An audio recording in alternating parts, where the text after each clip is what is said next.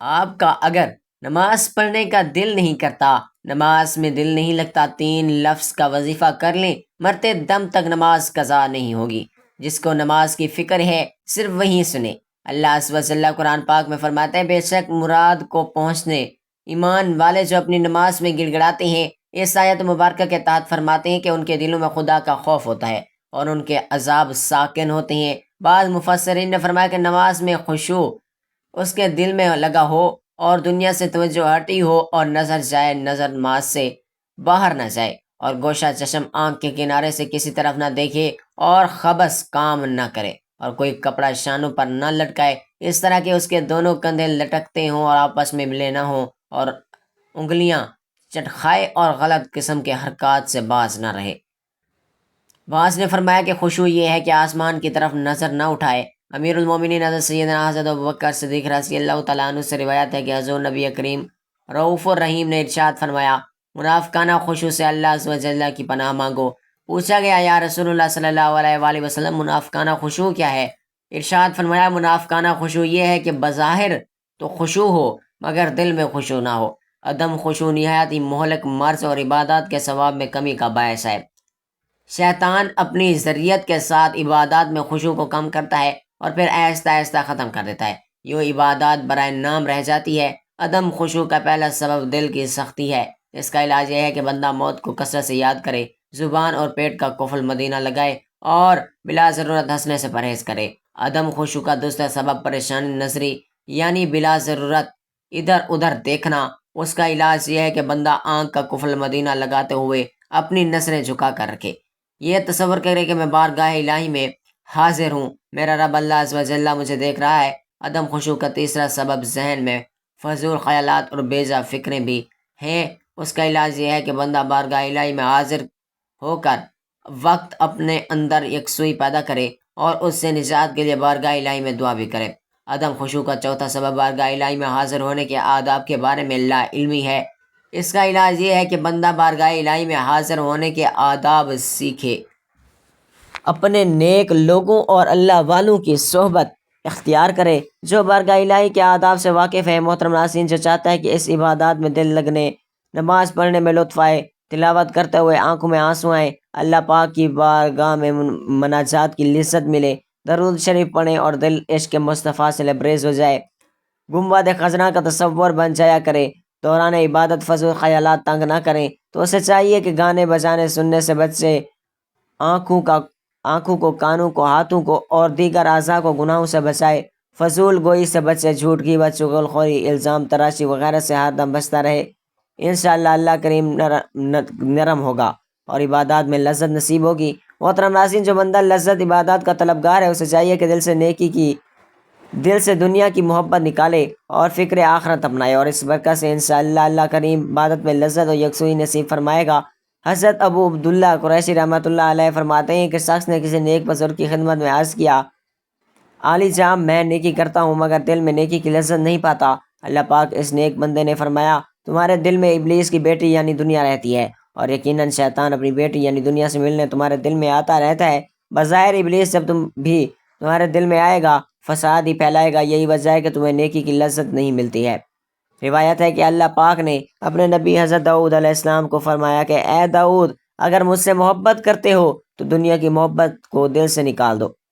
بے شک میری محبت اور دنیا کی محبت ایک دل میں جمع نہیں ہو سکتی ہیں۔ ایک مرتبہ حضرت عیسیٰ علیہ السلام نے اپنے حواریوں کو فرمایا، مردوں کے پاس مت بیٹھا کرو ورنہ تمہارا دل مردہ ہو جائے گا۔ حواریوں نے عرض کیا کہ مردے کون ہیں؟ فرمایا، دنیا میں رغبت رکھنے والے اور دنیا سے محبت کرنے والے۔ عبادت میں لذت پانے کا ایک بہترین طریقہ یہ بھی ہے کہ ہم اللہ پاک کے نیک بندوں کی صحبت اختیار کریں۔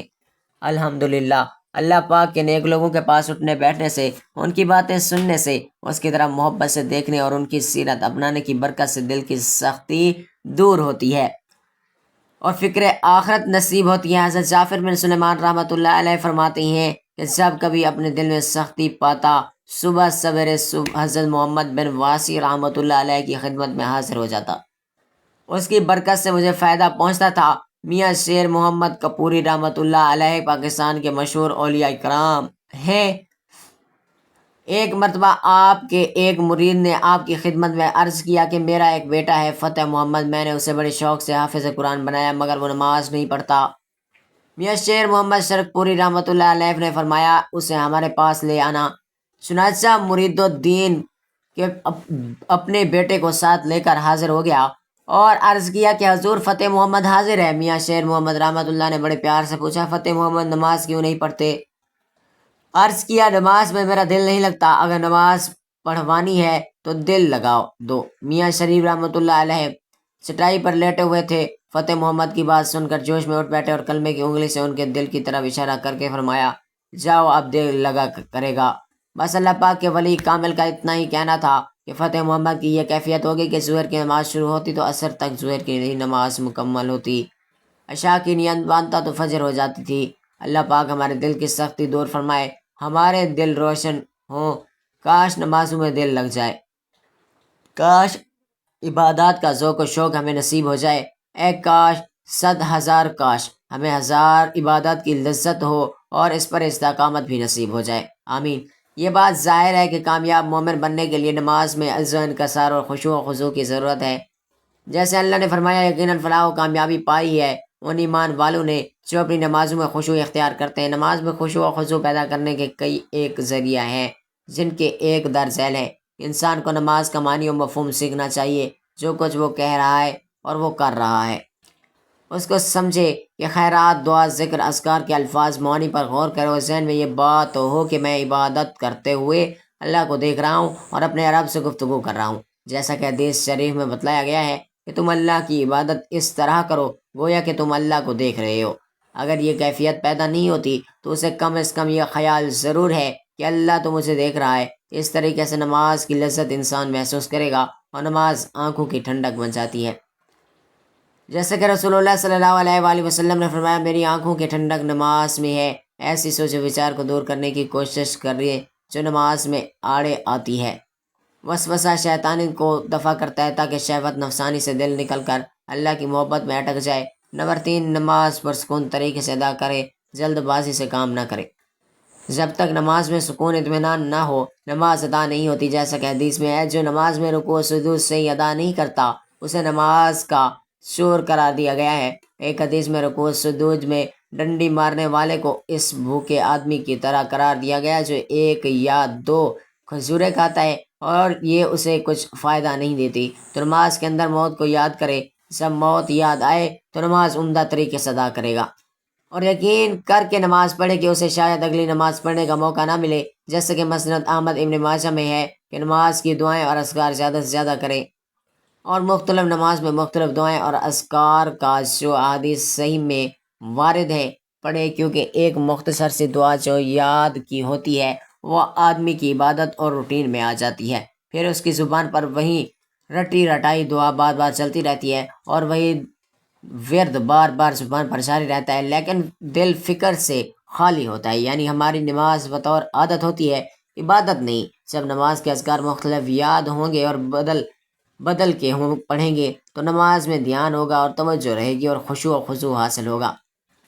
اگر نماز میں وسوسہ آ جائے تو اپنے بائیں جانب 3 مرتبہ تھوک کر اعوذ باللہ من الشیطان الرجیم بسم اللہ الرحمن الرحیم پڑھ لیں، اس طرح شیطان جو نماز کو بھلا دیتا ہے اس کا ازالہ ہو جائے گا انشاءاللہ۔ جس جگہ نماز ادا کریں نقش و نگار، تصاویر وغیرہ نہ ہو، کیونکہ یہ اشیاء نماز سے توجہ ہٹا دیتی ہیں۔ اچھے لوگوں کی صحبت اختیار کریں تاکہ نیکی کی رغبت ہو اور برے لوگوں کی صحبت سے اجتناب کریں۔ اگر حاجت تنگ کر رہی ہے تو پہلے حاجت کو جائے پھر نماز ادا کریں۔ پیشاب پخانہ روک کر نماز پڑھنا درست نہیں۔ نیند کا غلبہ ہے تو پہلے نیند پوری کر لیں پھر نماز پڑھیں۔ گفتگو کرنے والے آدمی کے پیچھے کھڑے ہو کر نماز نہ پڑھیں، کیونکہ اس کی گفتگو بھی نماز سے غافل کرنے کا باعث ہوتی ہے۔ دوران نماز ادھر ادھر نہ گھمائیں، اس طرح کبھی رات کا قیام کیا کریں اور اگر ممکن ہو تو معمول بنا لیں، اس سے بھی خشیت الہی نصیب ہوتی ہے۔ اگر مذکورہ بالا امور پر توجہ دی جائے تو اللہ کے فضل و کرم سے نماز میں خشوع و خضوع نصیب ہو جاتا ہے۔ اللہ ہمیں ایسا نمازی بنائے کہ ہم اس کی بندگی صحیح طریقے سے کر سکیں اور شیطانی وسوسہ اور عز و انکسار دور کرنے والے ذرائع سے اللہ محفوظ فرمائے، آمین۔ محترم ناظرین، نماز کے وقت اللہ تعالیٰ نماز ہی کی طرف سے متوجہ ہوتا ہے۔ اللہ تعالیٰ انسان کو سجدہ کرتے وقت یہ سب سے زیادہ پسند کرتا ہے۔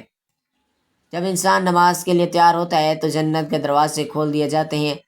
نماز کی طرف جتنے قدم بڑھاتا ہے اس کے اتنے گناہ معاف کر دیے جاتے ہیں اور اتنا ہی ثواب اس کے حق میں لکھ دیا جاتا ہے۔ جنگ میں ہو کوئی، چاہے دشمن کی تلوار کے سائے میں ہو یا پھر دشمن کے ڈر سے اپنی جان بچا کر بھاگ رہا ہو، اس وقت بھی نماز کی قضا کی صورت میں اور ادا کرنا لازم اور فرض ہے۔ یہ اسلام کا فرمان ہے اور نماز بے شک دارین کی سعادتوں کا ضامن ہے، اور اللہ عز و جل قرآن مقدس میں ارشاد فرماتا ہے جمع یہ کتاب پرہیزگاروں کو ہدایت ہے اور غیب پر ایمان لائے اور نماز قائم رکھتے ہوئے، اور ہم نے جو دیا اس میں سے ہماری راہ میں خرچ کرتے ہیں، اور فرماتا ہے نماز قائم کرو اور زکوٰۃ ادا کرو اور رکوع کرنے والوں کے ساتھ رکوع کرو، یعنی مسلمانوں کے ساتھ کے رکوع ہماری شریعت میں ہے، یا تو پھر باجماعت نماز ادا کرو۔ نماز کا ترک تو سخت و ہولناک چیز ہے، اسے قضا کر کے پڑھنے والوں کے لیے فرماتا ہے خرابی ہے۔ ان نمازوں کے لیے جو اپنی نماز سے بے خبر ہیں، وقت گزار کر پڑھتے ہیں، اٹھتے ہیں، نماز کی اہمیت اس سے بھی پتہ چلتا ہے کہ اللہ رب العزت نے سب احکام اپنے حبیب صلی اللہ علیہ وآلہ وسلم کو زمین پر بھیجے۔ جب نماز فرض کرنی منصور ہوئی تو حضور پاک صلی اللہ علیہ وآلہ وسلم کو اپنے عرش عظیم پر بلا کر اسے فرض کیا اور شب معراج کی رات میں یہ تحفہ دیا، اور فرماتا ہے کہ بے شک نماز مومنوں پر اپنے مقررہ وقت پر ادا کرنا فرض ہے، اور فرماتا ہے کہ نماز قائم کرو اور زکوٰۃ ادا کرو، اور فرماتا ہے اپنے رب کی اس وقت تک عبادت کر جب تک کہ تیری موت نہ آ جائے۔ اس طریقے سے اللہ تعالیٰ نے پورے قرآن میں مختلف مقامات پر مختلف طریقوں سے 186 مرتبہ اپنے بندوں پر نماز قائم کرنے کا حکم دیا ہے، کیونکہ نماز تمام برائیوں سے روکتی ہے، جیسا کہ قرآن مقدس میں ذکر ہے۔ ترجمہ: بے شک نماز تمام برائیوں اور برے کاموں سے روکتی ہے۔ اللہ تعالیٰ اپنے بندوں کو نماز پر پابندی کرنے کی تلقین اس لیے کر رہا ہے تاکہ اس کے بندے جہالت و گمراہی کے دلدل میں نہ پھنسیں اور حق کی راہ پر گامزن رہیں، تمام تر اختلافات اور مصیبت سے بچتے رہیں۔ اگر آپ قرآن مقدس کی تلاوت کریں گے تو بے شمار آیات آپ کو ایسی ملیں گی جو نماز کی فرضیت پر دلالت کرتی ہیں، اور آپ جان لو گے کہ بے شک نماز ہر حال میں فرض ہے اور اس سے بچنے کا کوئی چارہ نہیں ہے۔ حضرت عقبہ بن عامر رضی اللہ تعالیٰ عنہ سے روایت ہے کہ سید المرسلین صلی اللہ علیہ وآلہ وسلم نے ارشاد فرمایا، جو بھی مسلمان اچھے طریقے سے وضو کرتا ہے، کھڑا ہو کر اس طرح 2 رکعت نماز پڑھتا ہے کہ اپنے دل اور چہرے سے متوجہ ہو کر یہ 2 رکعتیں ادا کرتا ہے تو اس کے لیے جنت واجب ہو جاتی ہے۔ حضرت عبداللہ بن مسعود رضی اللہ تعالیٰ عنہ سے روایت ہے کہ حضور پر نور صلی اللہ علیہ وآلہ وسلم نے ارشاد فرمایا، جس نے نماز پر اندامت کی تو قیامت کے دن وہ نماز اس کے لیے نور اور برہان اور نجات ہوگی، اور جس نے نماز کی محافظت کی تو اس کے لیے نہ نور ہوگا، نہ برہان ہوگا، نہ نجات ہوگی، وہ قیامت کے دن قارون، فرعون، ہارون اور ربی بن خلف کے ساتھ ہوگا۔ حضرت ابو خضری رضی اللہ تعالیٰ عنہ سے روایت ہے کہ حضور اقدس صلی اللہ علیہ وآلہ وسلم نے ارشاد فرمایا، جس نے جان بوجھ کر نماز چھوڑی تو جہنم کے اس دروازے پر اس کا نام لکھ دیا جاتا ہے جس سے وہ داخل ہوگا۔ حضرت انس بن مالک انصاری رضی اللہ تعالیٰ عنہ، جو کہ حضور نبی کریم صلی اللہ علیہ وآلہ وسلم کے صحابی اور خادم خاص تھے، فرماتے ہیں کہ حضور نبی کریم صلی اللہ علیہ وآلہ وسلم کے مرث وصال میں حضرت ابوبکر رضی اللہ تعالیٰ عنہ لوگوں کو نماز پڑھاتے تھے، چنانچہ پیر کے روز لوگ صفیں بنائے نماز ادا کر رہے تھے کہ اتنے میں حضور نبی کریم صلی اللہ علیہ وآلہ وسلم نے حجرہ مبارک کا پردہ اٹھایا اور کھڑے کھڑے ہمیں دیکھنے لگے۔ اس وقت آپ صلی اللہ علیہ وآلہ وسلم کا چہرہ انور قرآن کے اوراق کی طرح معلوم ہوتا تھا۔ جماعت کو دیکھ کر آپ صلی اللہ علیہ وآلہ وسلم مسکرائے۔ آپ صلی اللہ علیہ وآلہ وسلم کے دیدار پر انوار کی خوشی میں قریب تھا کہ ہم نمازیں توڑ دیں۔ حضرت ابوبکر صدیق رضی اللہ تعالیٰ عنہ کو خیال ہوا کہ شاید آپ صلی اللہ علیہ وآلہ وسلم نماز میں تشریف لا رہے ہیں، اس لیے انہوں نے ایڑیوں کے بل پیچھے ہٹ کر صف میں مل جانا چاہا، لیکن حضور نبی کریم صلی اللہ علیہ وآلہ وسلم نے ہمیں اشارے سے فرمایا کہ تم لوگ نماز پوری کرو۔ پھر آپ صلی اللہ علیہ وآلہ وسلم نے پردہ گرا دیا اور اس روز آپ صلی اللہ علیہ وآلہ وسلم کا وصال ہو گیا۔ محترم ناظرین، اب چلتے ہیں وظیفے کی جانب۔ اگر نماز میں دل نہیں لگتا، خود روزانہ اس کو 33 بار پڑھ کے پانی پہ دم کر کے پئیں، اور اگر کوئی بچہ ہے، مرد ہے، عورت ہے، اس کو بھی 33 بار پڑھ کے پانی پر دم کر کے پلائیں، انشاءاللہ اللہ اسے نمازی بنا دے گا۔ کھانے پینے پہ دم کر کے انہیں کھلائیں پلائیں، انشاءاللہ نمازی ہو جاؤ گے۔ اگر کوئی چاہتا ہے کہ میری نماز جو ہے وہ پرتاثر ہو جائے، نور ہو جائے، جو دعائیں کروں اللہ مقبولیت عطا فرمائے، تو روزانہ 100 مرتبہ یہ پڑھ کر دعا کرتا ہے، یا 103 نمبر آیت سورۃ النساء میں ہے۔ فَإِذَا أَطْمَأْنَنْتُ فَأَقِیمُوا الصَّلَاۃَ۔ آپ یہ دیکھیے کہ الفاظ کو سمجھ کے پڑھیں گے، اور انشاءاللہ تعالیٰ یہ دو جملے ہیں، دو جملے، لیکن اللہ نے خود کہا کہ جب میں مطمئن ہو جاؤ پھر آ جاؤ میرے آگے۔ یہ نہیں کہ تھکے ہوئے ہو، نیند میں ہو، بھوک میں ہو، نماز اس حالت میں نہیں پڑھنی۔ اپنے آپ کو فریش کر کے نماز پڑھیے، پھر اللہ سے مانگیں یا آپ اللہ سے باتیں کریں، انشاءاللہ اس سے آپ جو مانگو گے ملے گا۔ آپ یہ 100 مرتبہ پڑھ کے کتنے دم پڑھیں، کم از کم 11 دن پڑھیں، اللہ تعالیٰ آپ کی نماز میں سکون لے آئے گا، نماز میں آپ کا دل لگ جائے گا، خشوع لے کے آئے گا، خضوع لے کے آئے گا۔ آپ اس آیت کو سمجھ لیں، انشاءاللہ اطمینان بھی آپ کو حاصل ہوگا۔ یہ نماز سے پہلے جو ایک بار پڑھ کے نماز پڑھے گا، یا قرآن سے پہلے، تلاوت سے پہلے، نوافل سے پہلے، کسی بھی عبادت سے پہلے، چاہے حج ہے، عمرہ ہے، طواف ہے، سعی ہے، اس سے پہلے آپ صرف یہ ایک بار پڑھ لیں اور پھر اس سے سینے سے پھونک مار لیں تو اچھا ہے۔ اس کے بعد جو بھی عبادت کریں گے اس میں آپ کو سکون حاصل ہوگا، اطمینان حاصل ہوگا۔ سورۃ البقرہ آیت نمبر 186 میں ارشاد باری تعالیٰ ہے، اے پیغمبر جب تم سے میرے بندے میرے بارے میں دریافت کریں تو کہہ دو میں تمہارے پاس ہوں۔ جب کوئی مجھے پکارنے والا مجھے پکارتا ہے تو میں اس کی پکار کا، اس کی دعا کا فوراً جواب دیتا ہوں، اس کی دعا قبول کرتا ہوں۔ تو ان کو چاہیے کہ میرے حکموں کو مانیں اور مجھ پر ایمان لائیں تاکہ نیک راستہ پائیں۔ قرآن مجید کی سورۃ اعراف کی آیت نمبر 56-55 میں اللہ تعالیٰ ارشاد فرماتا ہے، لوگوں اپنے پروردگار سے عاجزی اور چپکے چپکے دعائیں مانگا کرو، وہ حد سے بڑھنے والوں کو دوست نہیں رکھتا۔ اور ملک میں اصلاح کے بعد خرابی نہ کرنا، اور خدا سے خوف کرتے ہوئے اور امید رکھ کر دعائیں مانگتے رہنا۔ کوئی شک نہیں کہ خدا کی رحمت نیکی کرنے والوں سے قریب ہے۔ اللہ کے پیارے نبی حضرت محمد مصطفیٰ صلی اللہ علیہ وآلہ وسلم نے دعا کی کہ عظمت، اس کی برکتیں، دعا کے آداب اور دعا کرنے کے بارے میں واضح ہدایت دی ہے۔ ایسی بے شمار احادیث جن میں دعا کا ذکر ہے اور دعا کی اہمیت و فضیلت کو واضح کیا گیا ہے۔ حضرت عبداللہ بن عمر رضی اللہ تعالیٰ عنہ سے روایت ہے کہ رسول کریم صلی اللہ علیہ وآلہ وسلم نے فرمایا، دعا کارآمد اور نفع مند ہوتی ہے۔ ان حادثات میں جو بھی نازل ہو چکے اور ان میں جو ابھی نازل نہیں ہوئے، بس اے خدا کے بندہ دعا کا اہتمام کر۔ ایک اور احادیث میں حضرت عبداللہ بن مسعود سے مروی ہے کہ حضرت محمد مصطفیٰ صلی اللہ علیہ وآلہ وسلم نے ارشاد فرمایا، اللہ سے اس کا فضل مانگو، کیونکہ اللہ کو یہ بات محبوب ہے کہ اس کے بندے اس سے دعا کریں اور مانگیں۔ اللہ کے کرم سے امید رکھتے ہوئے اس بات کا انتظار کرنا کہ وہ بلا شبہ پریشانی کو اپنے کرم سے دور فرمائے گا، اعلیٰ درجے کی عبادت ہے۔ جب حضرت ابو ہریرہ رضی اللہ تعالیٰ عنہ سے روایت ہے کہ آن حضرت صلی اللہ علیہ وآلہ وسلم نے ارشاد فرمایا، اللہ کے ہاں کوئی چیز اور کوئی عمل دعا سے زیادہ عزیز نہیں۔ اے اللہ رب العزت، اے ساری کائنات کے شہنشاہ، اے ساری مخلوق کو پالنے والے، اے زندگی اور موت کے فیصلہ کرنے والے، اے آسمانوں اور زمینوں کے مالک، اے پہاڑوں اور سمندروں کے مالک، اے انسانوں اور جناتوں کے معبود، اے عرش کے مالک، اے فرشتوں کے معبود، اے عزت و ذلت کے مالک، اے بیماروں کو شفا دینے والے، اے بادشاہوں کے بادشاہ، اے اللہ ہم تیرے گناہ گار بندے ہیں، تیرے خطا کار بندے ہیں، ہم گناہوں کو معاف فرما، ہماری خطاؤں کو معاف فرما۔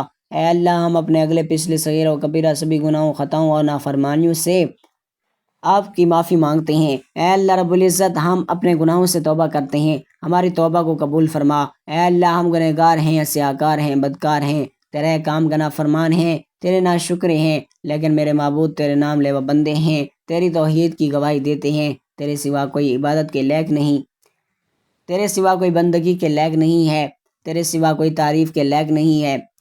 ہمارے معبود، ہمارے گناہ تیری رحمت سے بڑے نہیں ہیں، تو اپنی رحمت سے ہمارے گناہ معاف کر دے۔ اے اللہ پاک ہمیں گمراہی کے راستے سے ہٹا کر صراط مستقیم کے راستے پر چلنے والا بنا دے۔ اے اللہ ایسی نماز پڑھنے کی توفیق عطا کر جس نماز سے تو راضی ہو جائے، زندگی میں ایسے نیک اعمال کرنے کی توفیق عطا کر جن اعمال سے تو راضی ہو جائے، ہمیں ایسی زندگی گزارنے کی توفیق عطا کر جس زندگی سے تو راضی ہو جائے، ایمان پہ زندہ رکھ اور ایمان پہ ہی موت عطا کر۔ اے اللہ ہمیں تیرے احکام کی فرما برداری کرنے والا بنا اور تیرے پیارے حبیب جناب محمد رسول صلی اللہ علیہ وآلہ وسلم کے نیک اور پاکیزہ آداب کو اپنانے والا بنا دے۔ اے اللہ ہماری پریشانیوں کو دور کر دے۔ اے اللہ جو بیمار ہیں انہیں شفائے کاملہ عطا فرما۔ اے اللہ جو بے اولاد ہیں انہیں اپنے خزانوں میں سے نیک اولاد اور صالح اولاد عطا فرما۔ اے اللہ جن کے جو کام رکے ہوئے ہیں وہ پورے کر دے۔